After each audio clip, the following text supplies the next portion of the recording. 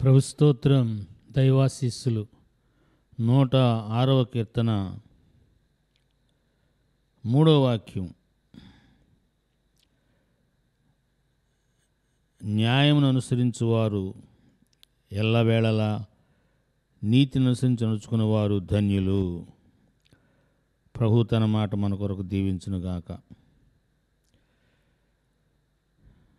ధన్యకరమైన జీవితం ఈ దినం మనం అందరం కోరుకుంటున్నాం. మనకు కలిగిన వారందరినీ దేవుడు క్షేమంగా ఉంచాడు. ఏ దుర్వార్తలు లేకుండా చేశారు. దేవునికి మహిమ కలుగునుగాక. ఈ దినంలో కూడా మన జీవితంలో, మన కుటుంబ జీవితంలో ధన్యకరమైన జీవితం కావాలని కోరుకుంటాం. ఈవేళ ఒక్కరోజే కాదు, మనము మన పిల్లల తరాలు ప్రభువచ్చ వరకు ధన్యకరమైన జీవితం కావాలని కోరుకుంటాం. అందులో ఏమాత్రం తప్పులేదు. అయితే ధన్యకరమైన జీవితం కావాలంటే న్యాయం అనుసరించువారు ఎల్లప్పుడూ నీతిని అనుసరించి నడుచుకునేవారు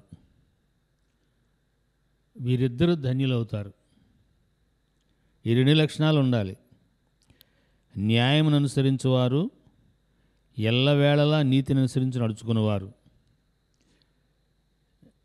ఏ తరములోనైనా మనము మన తరాలు ధన్యులుగా ఉండాలి అంటే ఖచ్చితంగా న్యాయమును అనుసరించాలి, సందేహం లేకుండా. ఆ తర్వాత ఎల్లవేళలా నీతిని అనుసరించి నడుచుకోవాలి. ఎల్లవేళలా ధన్యత అనేది మన ఎమ్మట వచ్చేస్తూ ఉంటుంది. బ్లెస్సడ్నెస్. వీళ్ళెంత ధన్యులు, వీరెంత ధన్యులు. మొన్న కుటుంబం గురించి మీకు చెప్పా. ఫ్యామిలీ అంతా ఎడ్యుకేటెడ్, అందరూ ఆఫీసర్లే. కొన్ని కుటుంబాలు అలా ఉంటాయి. స్తోత్రం.